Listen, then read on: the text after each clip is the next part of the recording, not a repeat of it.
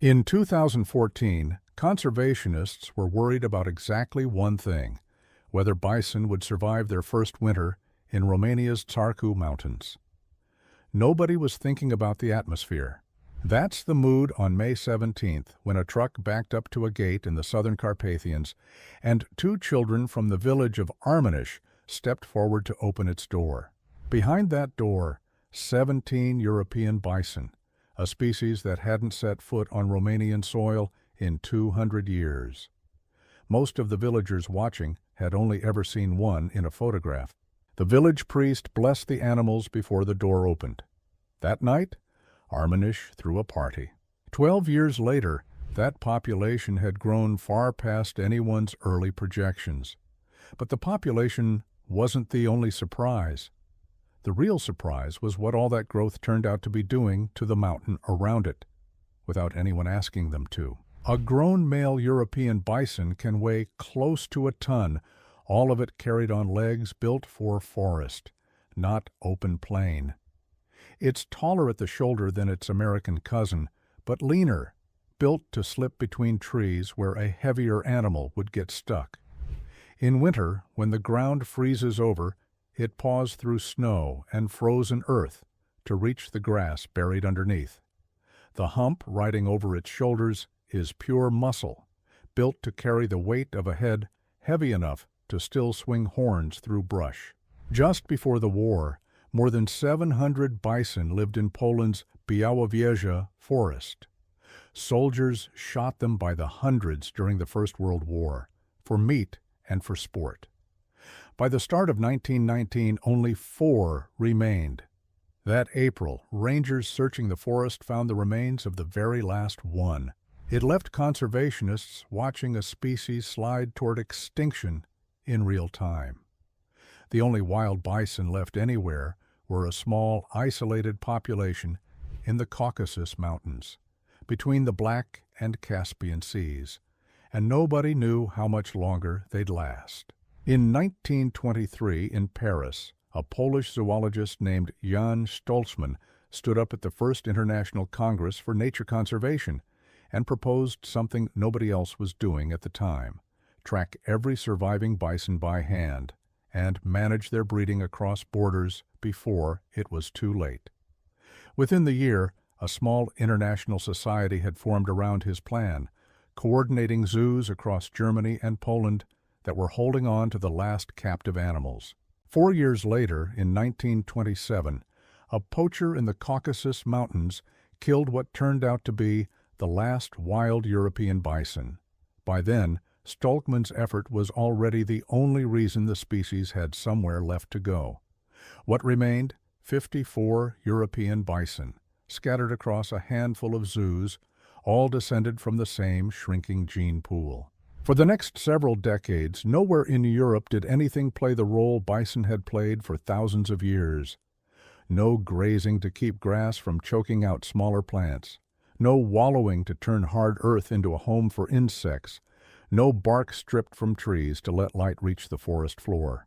No trails trampled through undergrowth for smaller animals to follow. Europe's largest land mammal existed only behind fences, and the landscapes that depended on it kept changing without it. These remaining bison were later traced by geneticists to just 12 founding individuals, animals that happened to survive, not necessarily the strongest of the group. That's the genetic bottleneck the species is still built on. It could have finished the species off entirely. Breeding between close relatives was a real risk, one more likely to weaken a population than save it. By 1932, that risk had a direct answer. The coordination Stoltzman had started produced something that had never existed before for any wild species: a pedigree book, built specifically to keep close relatives from breeding with each other. Every birth, every bloodline, written down and tracked by hand. It's still shaping decisions about the species today, nearly a century later. When new bison are chosen to reinforce a place like the Țarcu Mountains, that choice traces back to bloodlines recorded in the same book, generations and borders removed from the 12 animals it started with. A ledger nearly 100 years old is still deciding which bison get sent to which mountain, keeping bloodlines from concentrating in one place as the species spreads. For decades after, the assumption among conservationists was cautious, almost defensive. Bison were fragile. They needed managed forests, controlled diets, supplementary feeding through winter, or they wouldn't make it.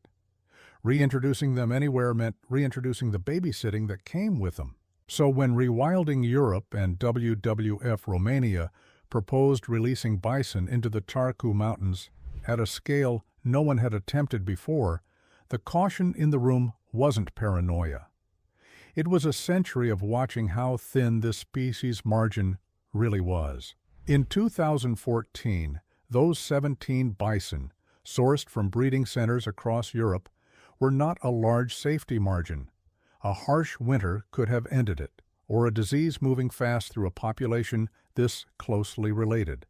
So could a run-in with the wolves and bears already sharing this landscape, or the loss of even a single breeding female.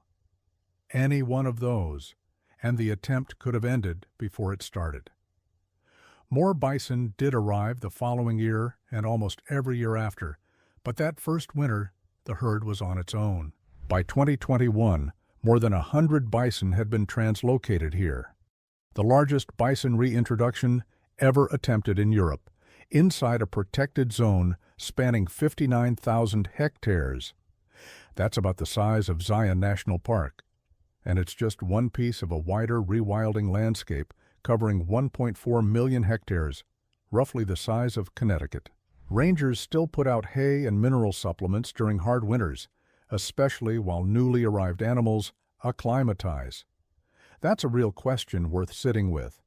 If a population still gets winter feeding, is it wild or something in between? Something closer to a managed population learning to be wild? The project's own team doesn't pretend otherwise. They call it a gradual handoff, not an instant release. Most rewilding projects stop supplementary feeding once a population is self-sufficient. Tarcu hasn't yet. Should they cut it off and let nature decide who makes it through winter, or keep the safety net until the herd is bigger? What would you do? Armenish needed time to adjust as well. The village nearest the release site wasn't universally in favor of this when it started. The mayor at the time spoke openly about residents afraid of animals that size wandering near farmland. That fear didn't disappear on its own. It took information sessions, a compensation scheme for crop damage, training for local residents as bison rangers and guides, and public events built around each new release before attitudes really moved. Today, Armenish has a visitor center and wilderness cabins, one of the first places in Europe building an identity around bison watching instead of bison fear. Nearby, in the village of Fenish, a small research station studies the herd full-time. It's a strange kind of milestone, a village measuring its own progress by how comfortable it's become standing near the thing it used to fear. The village also runs its own bison tracking tours now, through a local group called AMZA, and a school program brings Romanian kids in to learn about the animals firsthand. Wildlife photography blinds have gone up around the reserve, built for visitors who want to watch bison without getting close enough to bother them. 10 years ago, this same village was worried about an animal it had never seen wandering onto someone's farmland. Now its own children grow up learning to track that animal by name. The early caution about whether bison could even survive here didn't hold up for long. By 2023, the Tarcu herd had grown past 170 animals, one of the largest free-roaming bison populations anywhere in Europe. Rewilding Europe estimates the landscape could eventually support 350 to 450. That growth isn't only coming from more animals being brought in. Not every one of the original 100-plus survived to see it, but nearly half of the herd alive today wasn't translocated at all. They were born here, in the wild, to parents who arrived by truck a decade earlier. One of those original 17 was a female named Mildred, all the way from a reserve in Sweden. She's still there, still having calves. These younger ones have never known a crate or a wait behind a fence, just grass and snow underfoot, and a mother who came from somewhere else entirely. Female bison reach maturity around age 3 and typically have their first calf by 4, then keep calving roughly once a year for well over a decade after that. In a few more years, this generation will be old enough to start that cycle themselves. None of that, though, is the reason this population ended up making international headlines. For years, nobody was measuring what all that grazing was actually doing to the ground beneath it. Then, in 2024, a model built at Yale, in partnership with the Global Rewilding Alliance and WWF Romania, put a number on it for the first time. It comes down to something almost ordinary. A bison's mouth clips grass short. Its hooves churn root and dung back into the dirt. Grass that gets grazed hard tends to grow back hard, pushing its roots deeper, and deeper roots hold more carbon underground than a single blade of grass ever could above it. Multiply that across roughly 48 square kilometers of grassland, an estimated 54,000 tons of carbon drawn down and locked into that ground every year. Call it 84,000 cars gone, nearly 10 times what the same land managed before the bison arrived. It's the first time this specific model has been applied to a real, living population instead of a projection. Tarku was the test case. The ground itself is changing too. Grass gets eaten down here, trampled flat there. Nitrogen-rich dung goes back into the soil behind them, feeding the ground they just fed on. In the bare patches left behind, smaller plants that could never fight their way through a thick, undisturbed cover finally get their chance. Conservation teams working the area report vegetation in grazed sections growing noticeably richer in both volume and variety over the decade since the bison arrived. The wallows fill in behind them, mud pressed into shallow bowls that catch the next rain and hold it there, sometimes for weeks, in ground that used to shed water straight off. Insects move in first. Amphibians aren't far behind. The bison aren't out there alone anymore either. Wolves and bears already share this landscape, so does the lynx. Rarer, harder to spot, but there.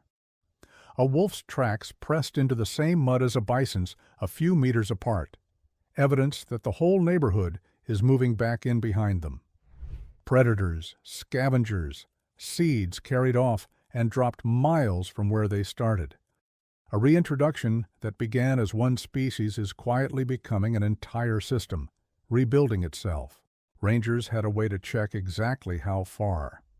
A handful of bison here, mostly the herd's lead females, wear GPS collars, fitted almost from the start, partly out of curiosity, partly to keep the peace with nearby farms. Since bison move as a group, tracking a few is usually enough to track them all. One of them, a lead female ranger's tracked from 2017 to 2019, kept turning up further from the release site than anyone had planned for. Season after season, her collar's signal crept outward. By the time the tracking stopped, she'd covered more than 9,400 hectares on her own, roughly 94 square kilometers. That's a lot of ground for one animal to quietly decide was hers. That signal didn't only spread wide, it climbed. Rangers have recorded bison grazing as high as 2,100 meters, up where the air thins and the ground gives way to scattered alpine scrub. It's a record altitude for the species. Winter changes the shape of all of it. In the coldest, snowiest stretches, the herds tighten up, sometimes 20 to 40 animals bunching into whatever patch still has food. Then the snow melts, and they scatter across the mountain again. Those same collars power a kind of invisible fence. If a collared bison wanders into a zone near farmland, nobody drives out to intervene. A text just lands on a ranger's phone. So far, every single time, the bison have wandered back out on their own before a ranger needed to step in. For a project that depends as much on human patience as animal instinct, That's already more success than the numbers alone show. All that signal adds up to something you can actually see. A map covered in overlapping trails, worn into places no bison was ever told to go. Researchers have started studying that map for something bigger than day-to-day monitoring. Not just where animals happen to wander, but where a corridor between separate populations might actually work on paper before anyone tries it in the field. Nobody asked the carbon to stay in the ground, the wolves to come back, the grass to grow thick enough to hide a calf, or a village to stop being afraid of its neighbors. A herd of animals came home. Everything else followed. The Yale model has only been run once on this population 2 years ago. Nobody yet knows what the result will look like once the herd is closer to that 450 animal ceiling the land can support. What's certain? Half the bison walking these mountains right now have never lived anywhere else. They didn't arrive in a truck from a European zoo. They were born on this ground to parents who were. And somewhere in the next decade, if the growth holds, this population starts linking up with the other reintroduction sites Rewilding Europe is building across Romania and the wider Carpathians. A scattered set of herds slowly becoming one connected range again for the first time in 200 years. And somewhere in that herd tonight, there's a calf who's only ever known open ground, a herd that keeps growing, and a mountain that keeps changing around her. A species written off in 1927 just quietly rewrote the math on an entire mountain. If that's the kind of story you want more of, this channel exists for exactly that. Subscribe to catch the next one,